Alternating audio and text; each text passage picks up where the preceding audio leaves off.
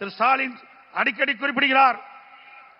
இன்றைக்கு மத்தியில் இருக்கின்ற ஆட்சியாளர்கள் தமிழ்நாட்டிற்கு எந்த வளர்ச்சியும் கிடைக்கவில்லை என்று ஒரு தவறான அவதூறான பிரச்சாரத்தை பரப்பி வருகிறார். நாம் சிந்தித்து பார்க்க வேண்டும். இன்றைக்கு மேடைக்கு வருவதற்கு முன்பு நம்முடைய பாரத பிரதமர் மாண்புமிகு நரேந்திர மோடி அவர்கள் 4400 கோடியை வளர்ச்சி திட்டங்களுக்காக கொடுத்துவிட்டு தான் இங்கே வந்து அமர்ந்திருக்கின்றார். ஒவ்வொரு முறையும் தமிழ்நாட்டுக்கு வருகின்ற பொழுது ஆயிரக்கணக்கான கோடியை ஒதுக்கி தமிழ்நாடுடைய வளர்ச்சிக்காக அவர் பாடுபட்டுக் கொண்டிருக்கின்றார்.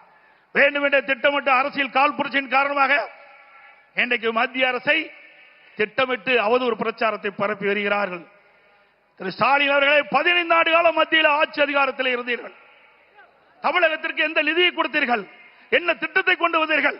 அதனால் தமிழக மக்கள் எந்த ஏற்றம் பெற்றார்கள் என்று உங்களால் சொல்ல முடியுமா?